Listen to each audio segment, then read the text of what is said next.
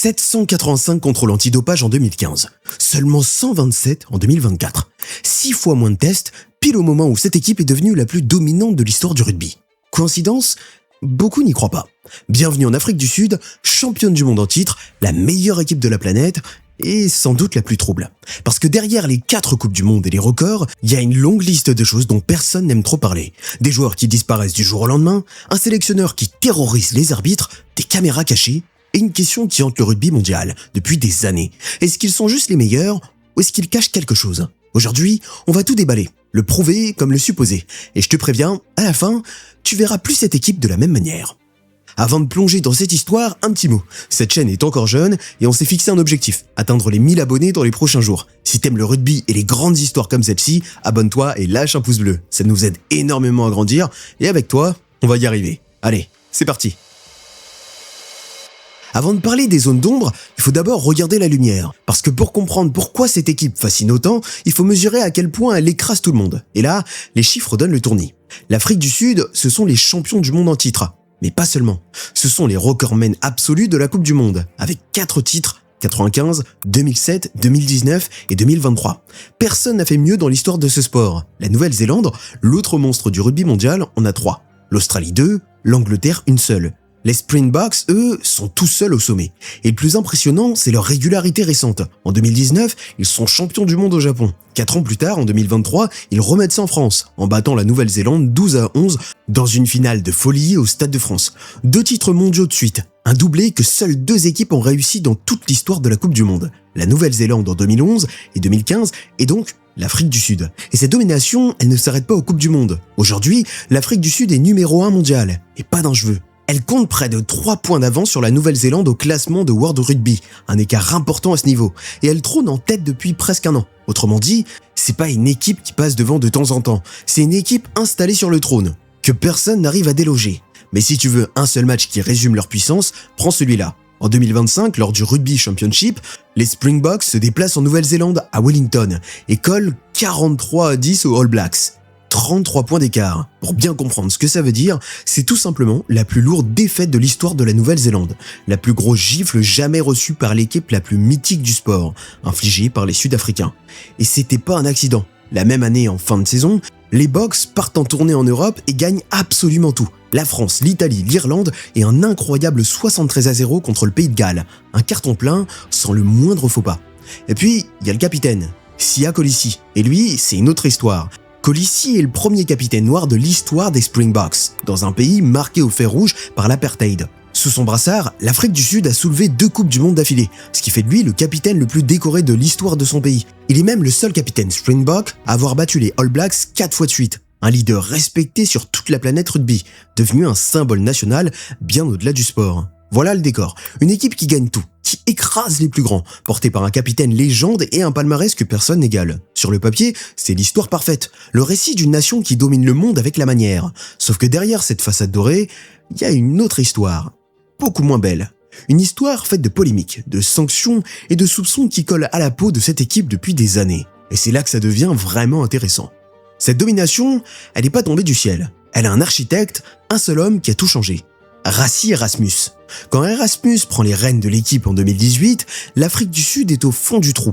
Les Springboks viennent de tomber à la 7e place mondiale, leur pire classement de l'histoire. Une équipe qui doute, qui perd, loin de son statut de géant.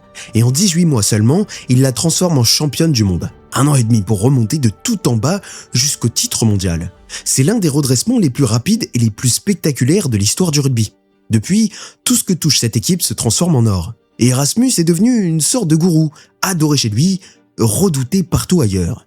Mais ce qui rend Erasmus vraiment unique, c'est sa manière de penser le jeu.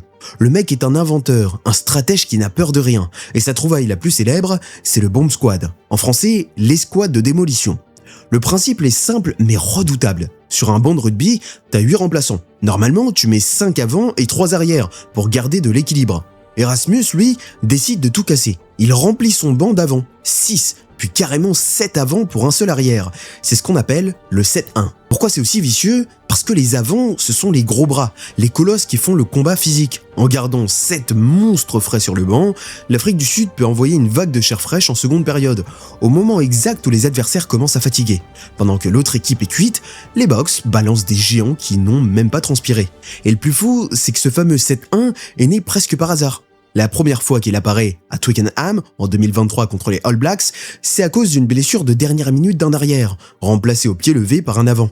Le staff sud-africain se retrouve avec 7 avants sur le banc, un peu par accident. Résultat, un 35-7. Leur plus large victoire de l'histoire face à ce rival. À l'époque, le sélectionneur en titre s'appelle Jacques Nienaber, avec Erasmus au-dessus comme directeur du rugby et véritable cerveau du système. Ce qui était un accident devient alors une arme. Ils osent de nouveau le 7-1 en finale de la Coupe du Monde 2023, et ils sont champions. Sauf que cette invention géniale, tout le monde ne la voit pas d'un bon œil, loin de là. Pour beaucoup, ce banc bourré d'avant dénature le rugby, casse l'équilibre du jeu et transforme un sport de mouvement en concours de gros bras. L'ancien entraîneur Matt Williams est même monté au créneau en parlant d'un abus des règles de sécurité. D'autres, comme le sélectionneur de l'Écosse, ont carrément porté le débat devant les instances, en demandant si c'était vraiment dans l'esprit du jeu. Le 7-1 est devenu l'un des sujets qui divise le plus le rugby mondial. Alors World Rugby, l'instance qui dirige le sport, a tranché. Et sa réponse va peut-être te surprendre. Elle a refusé d'interdire le 7-1. Sa raison est simple. Après avoir étudié la question, elle affirme qu'il n'existe aucune preuve médicale que cette tactique augmente le risque de blessure. Donc c'est autorisé, point final. Il faut être honnête sur un point, parce que c'est important. L'Afrique du Sud n'est pas la seule à faire ça. La France de Galtier a copié la méthode, devenant la première grande nation à l'imiter, notamment pour écraser l'Italie 73-24 en 2025. Donc c'est pas une triche réservée aux Sud-Africains, c'est une arme tactique que d'autres ont reprise. Mais ce sont bien les Box qui ont porté le Bomb Squad à un niveau jamais vu, et qui l'utilisent mieux que personne. Erasmus, lui, adore ça, provoquer, innover, déranger. Sauf que cette manie de bousculer les règles ne s'arrête pas au terrain. Et c'est là que son histoire prend un tournant beaucoup plus sombre. Un cerveau tactique hors norme, d'accord. Mais Rassi Erasmus a une autre facette, beaucoup moins glorieuse. Parce que le mec a un vrai problème avec les arbitres, et ça lui a coûté très cher. Tout part de 2021, lors de la tournée des Lions britanniques et irlandais en Afrique du Sud. Erasmus n'est pas content de l'arbitrage du premier test, dirigé par l'Australien Nick Berry. Alors qu'est-ce qu'il fait? Il enregistre une vidéo. Pas un petit message vite fait, une vidéo de 62 minutes où il démonte point par point les décisions de l'arbitre. La vidéo fuite sur internet, devient virale et met le feu à toute la planète rugby. Et là, World Rugby ne rigole pas. Erasmus est reconnu coupable des 6 chefs d'accusation retenus contre lui. La sanction tombe, et elle est lourde. 2 mois d'interdiction totale de rugby, puis une exclusion des bords de terrain les jours de match jusqu'à fin septembre 2022. En tout, près de 10 mois écartés des pelouses. Le comité disciplinaire est cinglant dans son verdict, qualifiant la vidéo d'attaque directe contre l'intégrité des arbitres. Pire encore, il ressort de l'enquête qu'Erasmus avait carrément menacé l'arbitre. Il lui avait fait comprendre que sans une réunion, il publierait la vidéo. Et il a mis sa menace à exécution. Le plus dur, c'est le témoignage de Nick Berry lui-même. Devant le comité, il raconte le mal que ça lui a fait. Il parle d'un véritable assassinat de son personnage, d'une atteinte irréparable à sa réputation, et de la détresse vécue par toute sa famille. Un arbitre respecté sali publiquement par le patron de la meilleure équipe du monde. Et tu crois que ça lui a servi de leçon? Pas vraiment.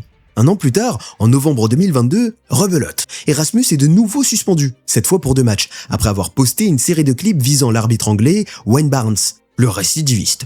Et il y a plus grave, selon la presse britannique, les 2 arbitres visés, Berry et Barnes, ont carrément reçu des menaces de mort en ligne dans la foulée de ces vidéos. Leurs familles et leurs enfants pris pour cible, à tel point que certains arbitres devenaient franchement réticents à l'idée de diriger un match de l'Afrique du Sud. Voilà le paradoxe Erasmus. Pour ses fans, c'est un génie courageux qui défend son équipe bec et ongle. Pour ses détracteurs, c'est un provocateur qui dépasse les limites et manque de respect au jeu. Génie ou tyran, tout dépend de quel côté tu te places. Mais ce climat de suspicion permanent autour des Springboks ne s'arrête pas aux arbitres. Il touche aussi, et depuis très longtemps, un sujet bien plus grave. On arrive maintenant au sujet qui fâche. Celui qui colle à la peau du rugby sud-africain depuis des années, le dopage. Et là, il faut être extrêmement précis. On va séparer ce qui est prouvé de ce qui l'est pas. Commençons par les faits, les vrais, ceux confirmés par les organismes officiels, parce que la liste est longue et elle est accablante. Chili Boy Ral Pelé, ancien talonneur des Springboks, contrôlé positif à plusieurs reprises, a écopé de 8 ans de suspension en 2020. Apiwe Dianti, élu meilleur jeune joueur du monde en 2018, contrôlé positif à plusieurs anabolisants, 4 ans de suspension.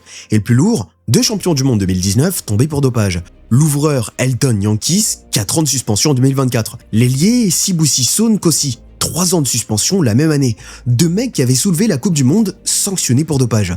Et ça continue jusqu'à aujourd'hui. En 2026, le pilier Asenatin Talambangaye a écopé de 18 mois de suspension, ce qui lui fera rater la prochaine Coupe du Monde. Et son cas ressemble beaucoup à celui de Paul Pogba au foot. Souviens-toi, Pogba avait été contrôlé positif à la DHEA, une substance qui augmente la testostérone, en jurant qu'elle venait d'un complément prescrit par un médecin, sans intention de tricher. Résultat, sa peine avait été réduite à 18 mois. Le joueur sud-africain, c'est quasiment la même histoire, même type de suspens déclarée, prescription médicale. Et il assure lui aussi n'avoir jamais cherché à tricher.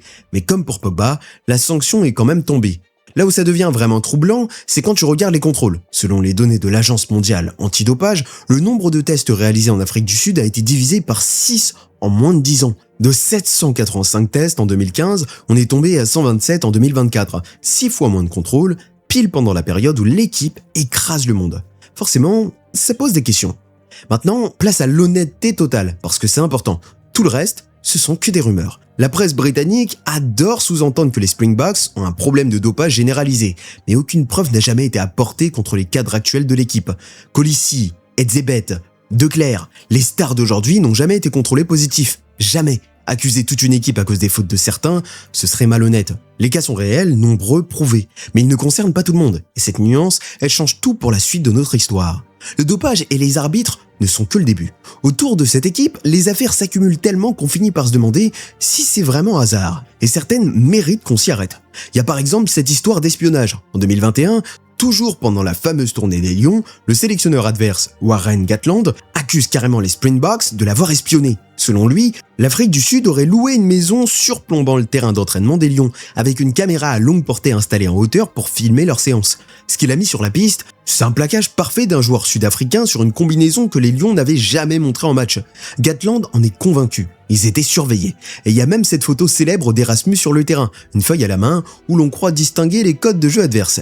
Erasmus, lui, a répondu de façon cinglante et moqueuse. Il a balancé sur les réseaux que la feuille en question contenait juste ses propres consignes, écrites en afrikaans.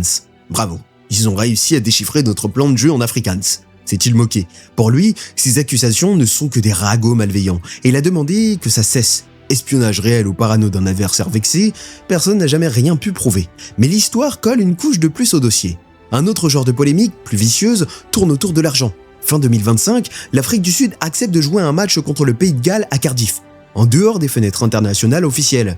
Comme c'est hors calendrier, les clubs ne sont pas obligés de libérer leurs joueurs, et le Pays de Galles se retrouve privé d'une dizaine de cadres, obligé d'aligner une équipe bricolée face à la meilleure équipe du monde. Beaucoup ont crié au scandale, dénonçant un match sans aucun sens, organisé uniquement pour remplir les caisses. La chasse à l'argent contre l'intérêt sportif, un débat qui dépasse largement les Springboks, mais dans lequel ils se retrouvent en plein milieu.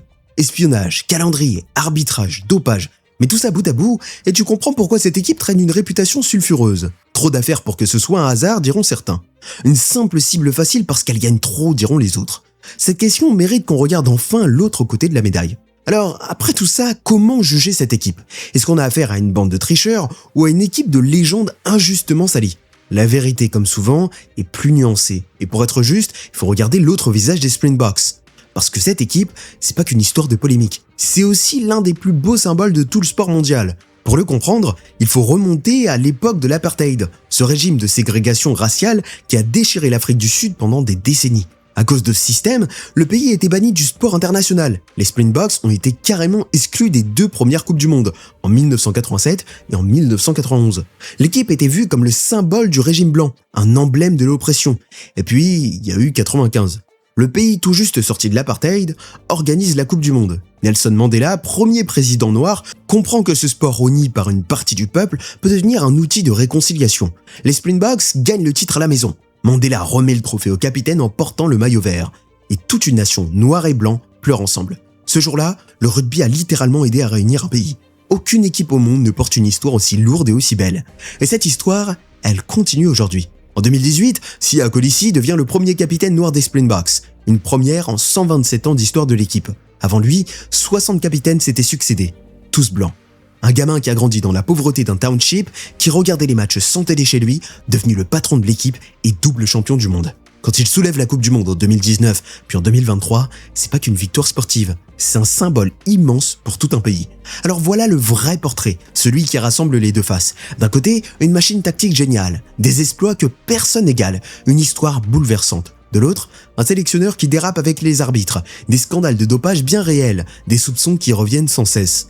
Les deux sont vrais en même temps. Et c'est ça qui rend cette équipe si fascinante.